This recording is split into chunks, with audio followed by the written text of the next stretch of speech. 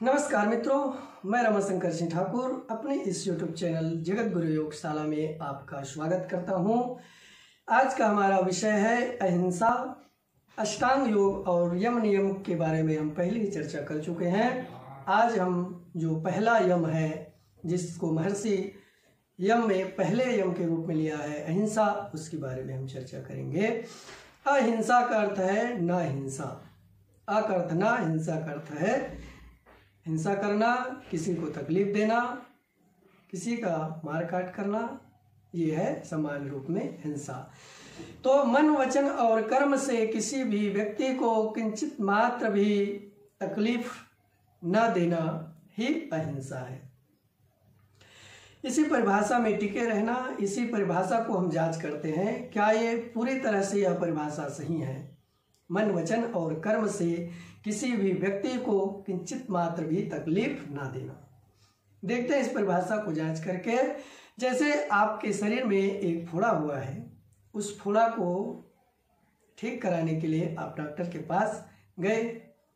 फोड़ा बहुत बड़ा है, यहाँ है। डॉक्टर ने कहा कि ये तो मैं नहीं कर सकता। क्यों नहीं कर सकते भाई? क्योंकि मैं अहिंसा की पुजारी हूँ। अहिंसा क्या है? तो बोले अहिंसा का परिभाषा है कि मन, वचन, कर्म से किसी को तकलीफ नहीं देना। अगर मैं आपके इस फोड़े का इलाज करूंगा तो आपको तकलीफ होगी, आपको कष्ट होगा, इसलिए मैं यह नहीं कर सकता। तो क्या ये अहिंसा है या ये हिंसा है? अगर कोई सैनिक बॉर्डर पे तैनात है, उस सीमा से दूसरे देश के आतंकवादी घुस रहे हैं, वहीं पे खड़ा खड़ा वो सैनिक ये सोच रहा है कि मन, वचन और कर्म से किसी को तकलीफ नहीं देना ही अहिंसा है, इसलिए मैं अहिंसा का पालन करूंगा। अहिंसा परमो धर्म कहा गया है हमारे यहाँ।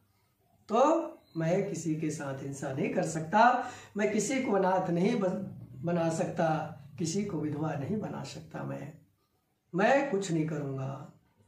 तो क्या ये अहिंसा है? अभी आप जिस परिभाषा हम बोले हैं उसके अनुसार तो वैसा ही करना चाहिए। तो बहुत गहराई से विचार कीजिएगा, क्या ये सही लग रहा है हमें?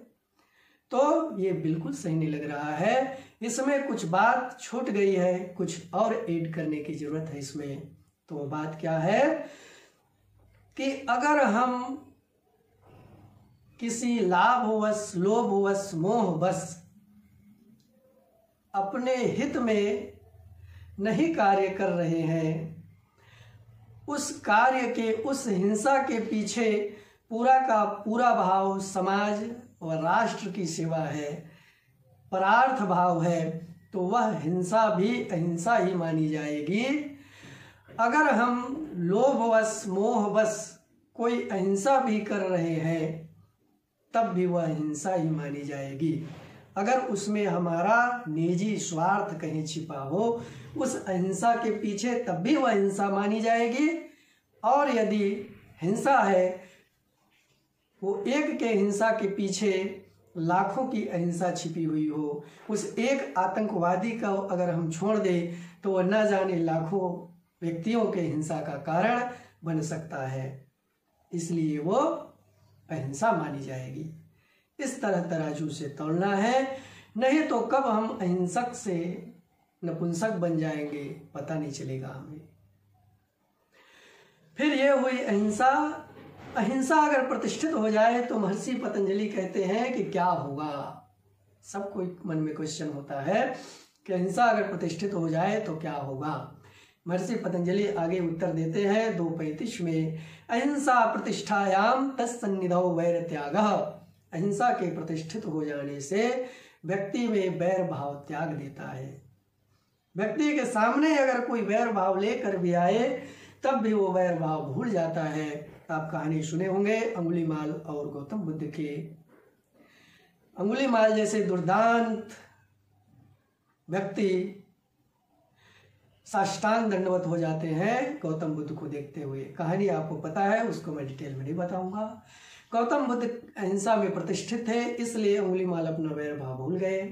वाल्मीकि आश्रम का भी वर्णन आता है अयोध्या कांड में, विरहित बैर मुदित मन चरही, खग मृग विपुल कोलाहल करही, बैर बिहाय चरही सब संगा, बैरु बिहाय चरहि सब संगा, जह तह मन हुसैन चतुरंगा।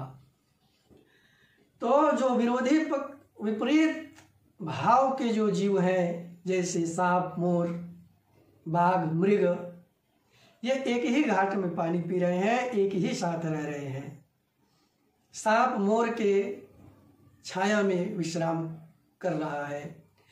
इस प्रकार का भाव, इस प्रकार का दृश्य नजर आता है। अगर जो व्यक्ति अहिंसा में प्रतिष्ठित है तो उनके आसपास का वातावरण में इतनी शक्ति आ जाती है, वैर भाव पूर्ण रूप से विलीन हो जाता है। कोई विपरीत भाव के भी व्यक्ति आए तो अपने अपने भाव को भूल जाते हैं। ये है अहिंसा का लाभ। विश्वास है आप अहिंसा को बहुत अच्छे से समझ गए होंगे। अगर कोई क्वेश्चन है तो कमेंट में अवश्य बताइएगा, उसको कमेंट में ही बताने का प्रयास किया जाएगा या अगली वीडियो में उसको निश्चित रूप से लेने का प्रयास करूंगा। बहुत बहुत धन्यवाद। मिलते हैं फिर एक नई वीडियो के साथ।